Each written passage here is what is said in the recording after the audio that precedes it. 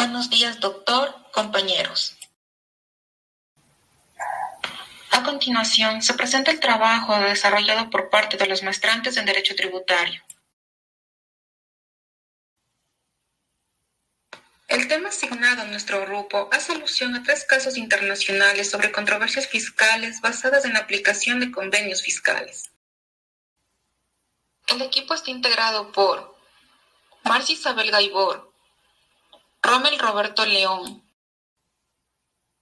Iván Andrés Ceballos, Luisa María Gómez, María José Peñalosa, María José Salinas y John Eduardo García. Como introducción, previo a exponer los 3 casos internacionales sobre controversias fiscales basadas en la aplicación de convenios fiscales, vamos a plantearnos ciertos interrogantes. Primero, ¿sabemos qué es un convenio fiscal? ¿Qué es una controversia fiscal internacional? ¿Conocemos qué alternativas existen para solucionar estas controversias internacionales? A continuación te lo contaremos. ¿Qué es un convenio fiscal? A continuación lo analizaremos de forma breve y resumida. Para empezar, es importante señalar que, en vista de la globalización y libertad de capitales, dada la amplia normativa fiscal, surge la necesidad de contar con herramientas que permitan a los estados llegar a una tributación equilibrada y que ésta corresponda a la realidad económica de las leyes locales de cada país. Por ello, entidades como la OCDE se encargan de fijar estándares y políticas internacionales y lo hace mediante este tipo de tratados. Entonces, los convenios de doble imposición, también denominados convenios fiscales, son acuerdos bilaterales solemnes para evitar la doble imposición y prevenir la evasión y la elusión fiscal. Estos acuerdos tienen como finalidad distribuir la potestad tributaria entre los estados firmantes, cuya utilización y aplicación permite en ocasiones una reducción significativa de la carga tributaria global a soportar por dichas operaciones económicas internacionales, para así evitar que sus residentes se encuentren sometidos a un posible pago doble de impuestos. Igualmente, contempla temas de intercambio de información tributaria. A la controversia fiscal internacional se la puede definir como los conflictos que se originan por la interpretación y aplicación de las normas del derecho tributario internacional, especialmente de los convenios de doble imposición, los cuales son de 3 tipos. Por una parte, los conflictos entre el contribuyente y la administración tributaria. Por otra, aquellos entre estados. Y finalmente, aquellos que trascienden la relación contribuyente-administración de un estado, usualmente el de residencia, implicando a la administración tributaria de un segundo estado parte de un convenio. Los primeros, en la gran mayoría de los ordenamientos jurídicos, como por ejemplo el ecuatoriano, son resueltos por la función judicial, en la medida en que los tratados internacionales son partes de la legislación nacional. Los segundos se solucionan mediante la aplicación del derecho internacional. Y los últimos se solucionan mediante la utilización de los métodos definidos en las propias cláusulas convencionales o por el derecho comunitario. Consideramos importante determinar algunas causas que, según la doctrina, comúnmente dan origen a los conflictos originados por la aplicación de los convenios de doble imposición. Algunas esbozadas por la doctrina son las siguientes: que el sujeto sufra la doble imposición por la aplicación errónea o no aplicación del convenio por parte de uno o los 2 estados. Que el sujeto sufra la doble imposición dado que el convenio no prevé medidas para impedir la doble imposición para un supuesto determinado y específico. Que el sujeto eluda su tributación amparado en alguna disposición del convenio, en tal sentido o en la no inclusión de tal supuesto de elusión en el texto del mismo. Que independientemente que se produzca o no una doble imposición o una elusión fiscal, la interpretación o aplicación del convenio presente dificultades o dudas que conviene resolver o esclarecer. Algunos, por su parte, resumen los conflictos de doble tributación en 3 categorías. Categoría fuente-fuente, cuando los 2 estados consideran que la renta se origina en su territorio.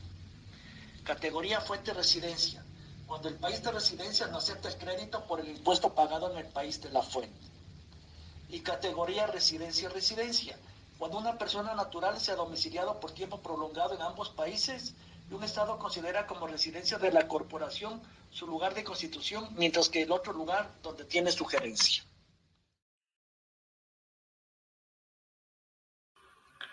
¿Qué alternativas existen para solucionar controversias internacionales de carácter fiscal? Pues bien, en relación a estas alternativas, abordaremos los principales medios de soluciones de conflictos internacionales en el área fiscal, tales como la consulta vinculante, el procedimiento amistoso, el arbitraje internacional y la etapa jurisdiccional acudiendo a una corte internacional. A continuación, profundizaremos en cada una de estas alternativas. Tenemos las consultas tributarias, las cuales pueden ser vinculantes o no vinculantes. Estas consultas son uno de los remedios contra la incertidumbre que puede generar la complejidad de un sistema tributario.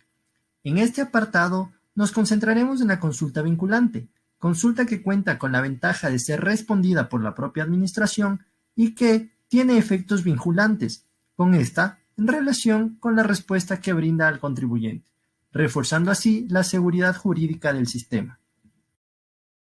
En su momento, las leyes recogían un conjunto de materias dentro de las cuales podíamos efectuar consultas cuya contestación tuviese el carácter vinculante.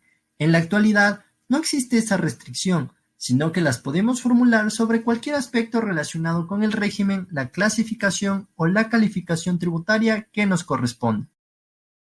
Existen varias formas de acceder a una consulta vinculante. En primer lugar, la ley faculta a los obligados para realizar las consultas tributarias. Eso incluye a los sujetos pasivos de los diferentes impuestos, pero también otro tipo de obligados como podrían ser los retenedores o los sucesores de un contribuyente que ha fallecido. En segundo lugar, se prevé que también las pueden formular organizaciones cuando se trate de cuestiones que afecten a la generalidad de sus miembros o asociados. Por ejemplo, los pueden formular colegios profesionales, cámaras oficiales, organizaciones patronales, sindicatos, asociaciones de consumidores, fundaciones y federaciones en general. Finalmente, siempre es posible formular las consultas por medio de un representante, como un asesor fiscal o un abogado de confianza. Para terminar, cabe mencionar que el fin principal que se persigue al formular una consulta tributaria no es solamente resolver las dudas fiscales, sino vincular a la administración tributaria. También se encuentra el procedimiento de mutuo acuerdo o amistoso. Desde la Organización para la Cooperación y el Desarrollo Económico, OCDE, se ha diseñado un procedimiento amistoso, de mutuo acuerdo o de amigable composición previa y autónoma del arbitraje, denominado MAP, por sus siglas en inglés, que habilita a las autoridades competentes de los países involucrados para una cooperación y comunicación directa, sin necesidad de canales diplomáticos, buscando mejorar la garantía de los derechos del contribuyente. De este modo, el artículo 25 del modelo OCDE de Convenio Tributario sobre la Renta y sobre el Patrimonio reza sobre el camino del procedimiento amistoso entre autoridades competentes, que puede invocar el contribuyente que sea residente o nacional de un Estado contratante de un convenio para evitar la doble imposición, cuando vea afectados sus intereses. En conclusión, MAP es un procedimiento amistoso contenido en los tratados internacionales, con el fin de aminorar la doble tributación. Este puede ser promovido por la persona física o moral y se desenvuelve posteriormente en un procedimiento amistoso de solución. El arbitraje internacional es un mecanismo extrajudicial pactado por las partes. Este es resuelto por un tercero designado árbitro, el cual emite una sentencia denominada un laudo arbitral. El pacto arbitral puede formar parte del contrato como tal, o un documento posterior, o un independiente del primero. Es necesario precisar que a nivel de la Comunidad Andina, tanto el Tribunal de Justicia de la Comunidad Andina como la Secretaría General tienen competencia para conocer el arbitramiento internacional. En el arbitraje internacional, el conflicto se puede generar entre los estados contratantes o entre el Estado y los contribuyentes. Es indispensable contar con un sistema de resolución de controversia eficaz y certera en el que puedan confiar todas las partes involucradas. En caso de que las partes no logren llegar a ningún acuerdo con alguno de los instrumentos anteriormente mencionados, Un tercer método de resolución de conflictos internacionales en materia fiscal es el acceso a la Corte Internacional de Justicia, en caso de que los derechos de los contribuyentes se hayan visto vulnerados en las diferentes etapas procesales antes mencionadas. El arreglo judicial consiste en la solución de controversias por medio de una sentencia obligatoria pronunciada por un tribunal permanente, dotado de una estructura legal orgánica. La competencia de la Corte puede ser contenciosa y consultiva. La competencia es contenciosa cuando la Corte, por medio de su autoridad o poder, administra justicia, pronunciando de esta manera una decisión obligatoria sobre el fondo de la controversia. Por otra parte, la competencia es consultiva cuando la Corte emite opiniones respecto de cualquier cuestión jurídica a solicitud de la Asamblea General o del Consejo de Seguridad de las Naciones Unidas. Como primer caso tenemos una consulta vinculante entre España e Italia. El consultante desde hace años es residente en España y tributa en España. Como tiene la posibilidad de volver a trabajar como consultor independiente, va a darse de alta como profesional independiente. En este caso se aclara que, primero, la empresa que utilizará en mayor parte sus servicios es una empresa italiana. Segundo, el consultante manifiesta que no tendrá en Italia ninguna base fija propia para la actividad profesional de consultor, ningún despacho en propiedad ni arrendada en Italia. Tercero, en la prestación de sus servicios profesionales pasará varios días al mes en Italia durante el año. Cuarto, dicha prestación de servicios se realizará desde los despachos de la empresa italiana, cliente, directamente, durante los periodos que el consultante esté en Italia, que son varios días al mes durante el año.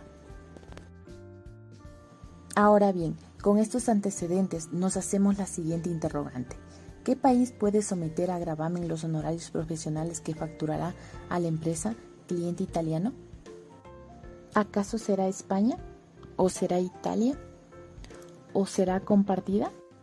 Si dicho profesional realiza su actividad directamente en los locales de la empresa italiana, ¿podría entenderse que dicha persona tiene a su disposición una base fija en Italia? Esto lo sabremos más adelante.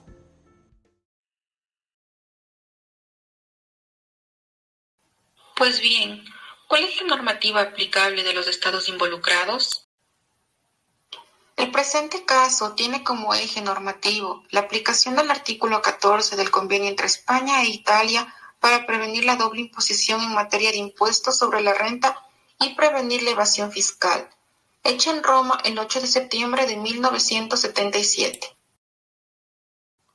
Este es el artículo 14, pero ¿por qué no mejor lo interpretamos? Con aplicación del artículo 14 del Convenio entre España e Italia, se interpreta que el contribuyente, al realizar la prestación de sus servicios en los despachos de la empresa italiana, directamente, durante varios periodos en Italia, es decir, varios días al mes durante el año, se entiende que esta situación da origen a la existencia de una base fija para el ejercicio de su actividad profesional en Italia, país en donde pasaría a tener un centro de actividades con carácter fijo y permanente. Pues bien, el artículo 5 del modelo convenio de la OCDE manifiesta, a efectos del presente convenio, la expresión establecimiento permanente significa un lugar fijo de negocios mediante el cual una empresa realiza toda o parte de su actividad. Es decir, que la utilización de los despachos de la empresa italiana es suficiente hecho para la consideración de base fija, con lo cual el contribuyente busca prestar sus servicios profesionales. Consecuentemente, al existir una base fija en Italia, se considera que el contribuyente dispone de un establecimiento permanente en dicho país. También es importante mencionar que los comentarios 6.1 y 6.3 del modelo de convenio manifiestan, como se menciona en los párrafos 11 y 19, las interrupciones temporales de las actividades no implican que deje de existir un establecimiento permanente. Cuando un determinado lugar de negocio se utiliza únicamente durante periodos cortos de tiempo, pero esta utilización se repite regularmente a lo largo de un periodo prolongado de tiempo, no cabe considerar que el lugar de negocio sea de naturaleza meramente temporal. Ahora bien, expuesto todo esto, es hora de abordar la solución al caso. En aplicación de la normativa española vigente, de la normativa italiana vigente y tomando en cuenta el convenio fiscal existente para el efecto entre las dos naciones, se consideró lo siguiente. A fin de evitar la doble imposición, el contribuyente tendrá la posibilidad de tomar como crédito tributario en España el impuesto pagado en Italia, considerando que el crédito tributario reconocido en España por el impuesto pagado en territorio italiano no podrá ser superior al impuesto a pagar a la Administración Tributaria Española. Es decir, no podrá reconocer la Administración española ningún saldo a favor del contribuyente por impuestos pagados en otra jurisdicción, en este caso la italiana. A continuación, analizaremos la sentencia del caso práctico conocido como Darby contra Suecia. Acompáñanos a conocer el procedimiento en este caso. La Comisión Europea de Derechos Humanos y el Gobierno del Reino de Suecia sometieron este asunto al tribunal. El escrito de la Comisión se remite únicamente a los artículos 44 y 48 y a la declaración sueca reconociendo la jurisdicción obligatoria del tribunal. Posteriormente, el 16 de enero de 1990, el presidente por medio del secretario señaló el 22 de mayo como fecha de apertura del procedimiento oral y la audiencia se celebró públicamente el día señalado en el Palacio de Derechos Humanos de Estrasburgo. Conoce los antecedentes de este caso. El demandante, Dr. Peter Derby, fue un ciudadano finlandés de origen británico, nació en 1926. Es entonces que en 1977 ocupaba un puesto de médico en los ferrocarriles suecos. Tenía alquilado un piso en la ciudad, pero pasaba los fines de semana en familia en la isla de Lemland. A finales de 1981 ejerció su profesión en el Servicio de Sanidad Pública de una ciudad sueca. Desde agosto de 1986 trabajó en Åland. Cuando el Dr. Peter trabajaba en Suecia, estaba sujeto al impuesto sobre la renta en virtud del tratado entre dicho país y Finlandia, tratado para evitar la doble imposición por los ingresos de trabajo que se han citado antes. Este disfrutaba de las correspondientes deducciones por los gastos de mantenimiento de las dos casas y por los viajes que hacía desde y hacia Åland. Se le consideraba no residente en Suecia y hasta 1979 tributaba en el llamado Distrito Común pagando solo un impuesto municipal reducido. Como consecuencia de la modificación de la ley, el demandante dejó de tributar en el Distrito Común para hacerlo en el municipio en el que vivía y perdió el beneficio de deducciones concedidas hasta entonces e incluso tuvo que pagar impuestos municipales, incluido el impuesto eclesiástico.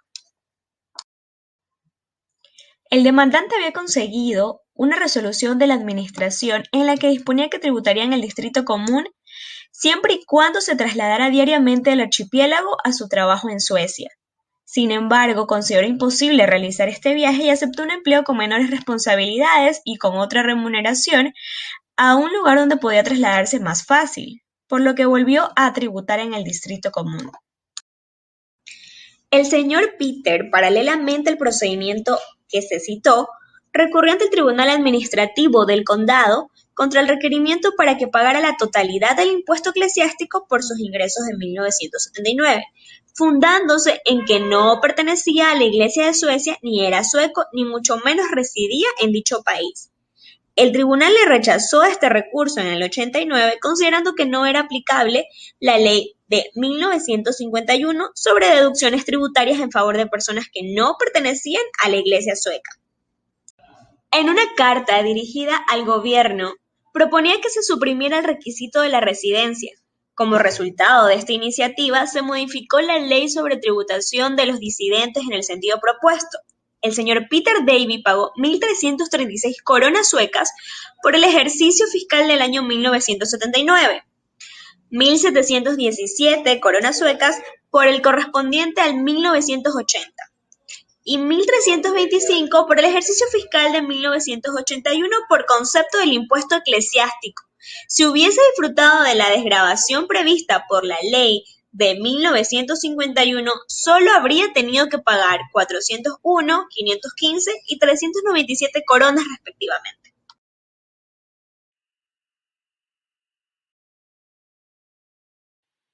A continuación, vamos a analizar cuál fue la decisión del tribunal en el presente caso. Como primer punto, este tribunal sostiene que se ha violado el artículo 14 del convenio en relación con el artículo 1 del protocolo. El artículo 14 del convenio hace referencia a la no discriminación. Este artículo protege a las personas en situaciones análogas de cualquier tipo de discriminación. La diferencia de trato será considerada discriminación cuando no se justifique objetiva y razonablemente. En este caso, el señor Darby tiene derecho a una excepción establecida en la ley de Suecia, ya que en situaciones análogas otros contribuyentes, que tampoco eran miembros de la Iglesia, pero que sí eran ciudadanos suecos, gozaban de esta excepción. Por su parte, el gobierno no logró demostrar que esta discriminación tenga un fin legítimo, razón por la cual el tribunal considera que se ha vulnerado este derecho. En cuanto al segundo punto a considerar, el tribunal falla que no procede a examinar el litigio en el ámbito del artículo 9 del convenio. Artículo 9. Libertad de religión. El tribunal considera que no se viola el artículo 9 debido a que esta demanda no tiene un fin religioso, sino más bien un fin fiscal, al solicitar la deducción de los impuestos eclesiásticos aplicables a los residentes suecos. Esto, en virtud de que el convenio para evitar doble imposición entre Suecia y Finlandia manifiesta la obligación de los residentes de un estado que obtengan rentas en el otro estado a tributar en el estado del que se obtengan las rentas. Como tercer punto, el tribunal falla que Suecia debe pagar al demandante la cantidad de 8.000 coronas suecas, por daños materiales según el siguiente detalle: 3.065 coronas pagadas por los ejercicios fiscales de 1979 a 1981 y sus correspondientes intereses, y 90.000 coronas suecas por gastos y costos. El último punto a considerar por el tribunal es el pago de una indemnización al actor. Sin embargo, el tribunal niega esta petición por el monto excesivo que fue solicitado.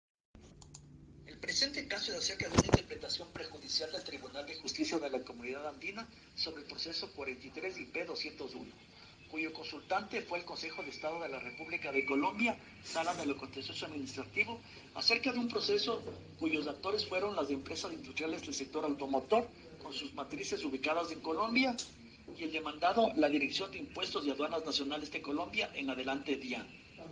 En la fase inicial de este proceso, la cuestión prejudicial nació por la inconformidad de la demandante frente a la supuesta omisión de ciertas rentas presuntivas en la declaración del impuesto a la renta y complementarios de un determinado año fiscal, motivo por el cual fue sujeta de revisión y sanción por parte de la DIAN. Dichas rentas provenían de las acciones poseídas de Venezuela y que fueron omitidas en las declaraciones. La solicitud de interpretación prejudicial por parte del juez nacional colombiano identificó los artículos 4 y 11 de la decisión 40, que titula de la aprobación del convenio para evitar la doble tributación entre los países miembros y del convenio tipo para la celebración de acuerdos sobre doble tributación entre los países miembros y otros estados ajenos a la subregión. Así, el artículo 4 habla sobre la jurisdicción tributaria y dice que independientemente de la nacionalidad o domicilio de las personas, las rentas de cualquier naturaleza que éstas obtuvieren solo serán gravables en el país miembro en que tales rentas tengan su fuente productora, salvo los casos de excepción previstos en este convenio. Y a su vez, el artículo 11 expresa dividendos y participaciones. Los dividendos y participaciones solo serán gravables por el país miembro donde la empresa que los distribuye estuviera domiciliada, siendo estos artículos homologables a los artículos 3 y 11 de la decisión 578 del régimen para evitar la doble tributación y prevenir la evasión fiscal. Puntualmente, se solicitó interpretar la jurisdicción tributaria de los dividendos y participaciones de la empresa demandante derivada de sus inversiones en una empresa extranjera en Venezuela. Esto debido a que la demandante argumentó que las rentas generadas en Venezuela eran únicamente gravables en ese territorio como fuente productora. Por otro lado, la DIAN argumentó que esta renta constituía parte de la renta presuntiva propia de la legislación colombiana y que esta última no correspondía a una renta derivada de una actividad económica.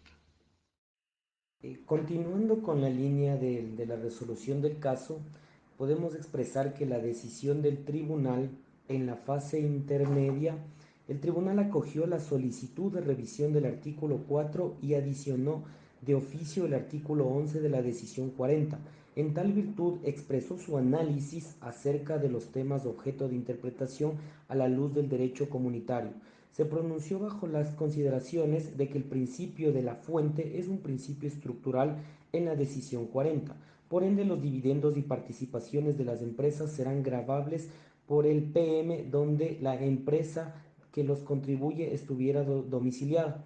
Además, el tribunal se pronunció respecto al ámbito de aplicación de la decisión, mencionando que al no existir una definición específica de renta presuntiva, esta forma parte de la renta general para efectos de la aplicación de la decisión de Colombia.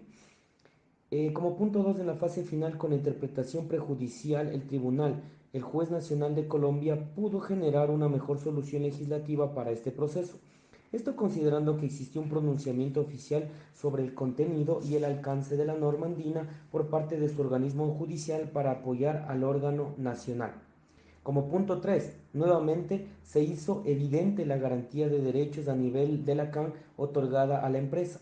Esto pudo acceder a la revisión de sus derechos en aplicación de la normativa andina, de tal suerte que evitó una carga fiscal innecesaria contraria a sus intereses. A través de un proceso de adopción obligatorio, correcto y expedito por parte de las instancias judiciales colombianas, logró una correcta aplicación de la normativa tributaria andina. Además, se evidenció su pleno acceso al tribunal a través de la vía nacional, al interponer su demanda por intermedio de un juez nacional. Por otra parte, la Administración Tributaria colombiana tuvo que acceder al sacrificio fiscal superponiendo los objetivos de integración regional del país en el marco de la CAN por sus objetivos tributarios. A continuación presentamos la entrevista respecto de las controversias fiscales internacionales con la colaboración del prestigioso doctor Álvaro Villegas Aldazosa, quien tiene los estudios de un Master of Law en Tributación Internacional otorgado por la Universidad de Florida, un máster en Gestión y Políticas Públicas otorgada por la Universidad Católica Boliviana, una especialidad en Derecho Tributario y Finanzas Públicas otorgada por la Universidad Andina Simón Bolívar, licenciado en Derecho por la Universidad Católica Boliviana. ¿Qué son las controversias fiscales internacionales en relación con convenios fiscales? Las controversias fiscales internacionales que están relacionadas con convenios para evitar la doble imposición surgen básicamente por el choque o la colusión de potestades tributarias de dos estados o más estados. Básicamente porque ambos estados pueden querer gravar o pretender gravar la misma renta en un mismo periodo de tiempo o mismo sujeto pasivo. Y ese tipo de choque de potestades tributarias es lo que genera básicamente los conflictos o las controversias fiscales en materia internacional. También hay otro aspecto relacionado con las controversias fiscales y los convenios sobre temas de solución de controversias o de intercambio de información, pero las principales son por el choque de potestades tributarias, la distribución en realidad de estas potestades. ¿Cuáles son los casos más comunes de controversias fiscales internacionales? Es difícil decir cuáles son los casos más importantes o más comunes en esta materia, porque depende o varía en función de los continentes o del tipo de economía, pero para América Latina, por ejemplo, se podría decir que la mayor cantidad o los casos más comunes en temas de doble imposición o de conflictos por convenios se originan en la caracterización de la renta. Quiere decir que cada estado tiene una interpretación diferente sobre el tipo de renta aplicable y en consecuencia el artículo correspondiente de los convenios. Otro aspecto importante son el tema de residencia, porque pueden existir conflictos de demostración de residencia, conflictos de doble residencia, etc. Un tema menor pero no menos importante es el establecimiento permanente y las diferentes interpretaciones que pueden surgir a raíz de la elusión del establecimiento permanente. Y finalmente diría que en América Latina hay una tendencia muy importante de controversias relacionadas con el abuso de tratados, ¿no? El treaty shopping, y especialmente relacionadas con las cláusulas generales antiabuso y las insuficiencias de las cláusulas de beneficiario efectivo en los convenios. ¿Puede darnos a conocer un caso relevante de una controversia internacional fiscal? Uno de los casos que normalmente se cita en temas académicos y foros de discusión es el caso Molinos, ¿no? Porque el caso Molinos, que tiene que ver con una controversia entre Argentina y Chile, justamente relacionada al abuso de tratados, tiene origen en un convenio para evitar la doble imposición muy antiguo, basado en el modelo de la Comunidad Andina de Naciones, en el que tanto Chile como Argentina pactan la distribución de potestades en función de la fuente.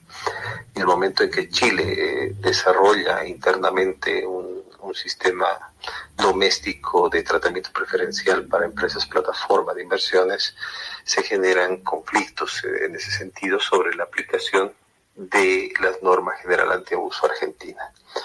Este caso yo diría que es paradigmático, ¿no? Porque tiene que ver con las modificaciones que el año 2003 se generaron a partir del cambio de los comentarios al modelo OECD, y que además la importancia está en que se llega incluso a denunciar el tratado y a generar un nuevo convenio bajo estándares internacionales modernos, ¿no? Que tienen que ver con el modelo OECD básicamente. Así que el caso Molinos diría que es de un estudio inevitable en América Latina. Agradecemos la entrevista otorgada por parte del Dr. Álvaro Villegas. Hasta aquí la intervención de nuestro equipo. Dr. Gustavo Guerra, compañeros, que tengan un buen día.